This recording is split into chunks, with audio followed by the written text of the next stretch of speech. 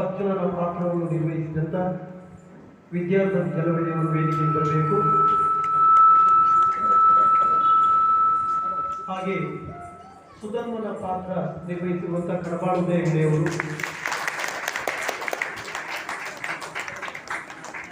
ಪ್ರಭಾವತಿಯ ಪಾತ್ರವನ್ನು ನಿರ್ವಹಿಸಿರುವಂಥ ನಾಗಶ್ರೀ ಗೀಜ್ಗಾರ್ ಅವರು, ಹಾಗೆ ರೋಷಕೇತು ಪ್ರತಿಯೊಂದರ ಪಾತ್ರವನ್ನು ನಿರ್ವಹಿಸಿರುವಂಥ ಶ್ರೀಧರ್ ಪುಡ್ಲ ಮತ್ತು ವಿನಾಯಕ್ ಪುಡ್ಬಳ್ ಇವರು ವೇದಿಕೆಗೆ ಬರಬೇಕು.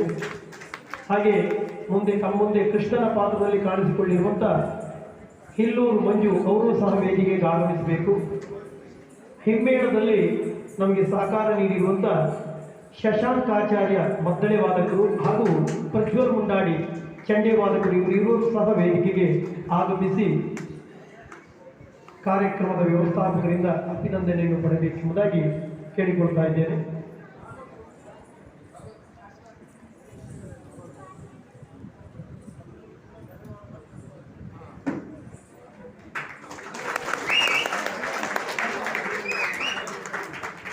ಅಧ್ಯಕ್ಷರಿಗೆ ಈ ವರ್ಷ ಜನಸಾಲೆ ಜಲವಳ್ಳಿ ಮತ್ತು ಗಡ್ಬಾಳ ಮತ್ತು ನಾಗಶ್ರೀ ಅವರ ಮಿಲನದಲ್ಲೇ ಈ ಕಾರ್ಯಕ್ರಮವನ್ನು ಮಾಡಿಸ್ಬೇಕಂತ ತುಂಬ ಆಸೆ ಇತ್ತು.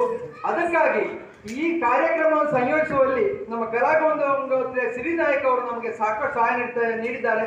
ಅದಕ್ಕಾಗಿ ಅವರ ಸಹಾಯವನ್ನು ಕೂಡ ಈ ಸಮಯದಲ್ಲಿ ನಾವು ಸ್ಮರಿಸ್ತಾ ಇದ್ದೇವೆ.